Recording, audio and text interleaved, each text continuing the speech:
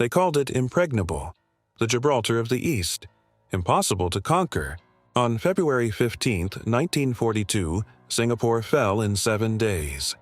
80,000 soldiers surrendered. It was the worst defeat in British history.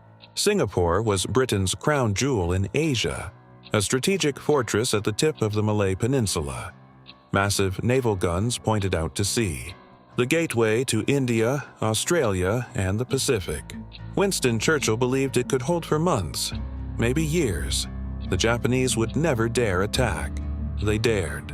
On December 8, 1941, hours after Pearl Harbor, Japan invaded Malaya from the north. British commanders had prepared for an attack by sea. The Japanese came through the jungle. They moved fast, terrifyingly fast. Soldiers on bicycles. Tanks through terrain the British thought impassable. Ruthless, relentless advance. The British retreated, and retreated, and retreated. By late January, they had fallen back to Singapore Island, the last stand. On February 8th, Japanese forces crossed the strait and landed on Singapore. The British had 85,000 troops, more than the Japanese. They had fortifications, they had supplies, but they had no leadership, no plan, no will. General Tomoyuki Yamashita, the Tiger of Malaya, pushed forward with 30,000 men. He was low on ammunition. His supply lines were stretched thin. He was bluffing, and it worked. British General Arthur Percival believed he was overwhelmed. Water supplies were threatened. Ammunition was running low. Chaos spread through the ranks.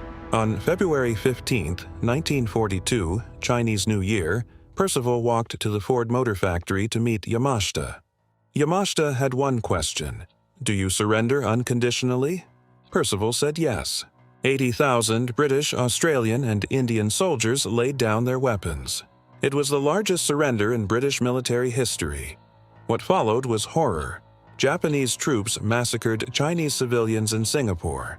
Estimates range from 25,000 to 50,000 killed. Allied prisoners were marched to brutal camps. Thousands died building the death railway through Thailand and Burma. Disease, starvation, torture. Of the 80,000 captured, nearly 1 in 3 would never come home. Churchill was devastated. He called it the worst disaster and largest capitulation in British history. The myth of European invincibility in Asia died at Singapore. Colonial subjects saw their masters humiliated.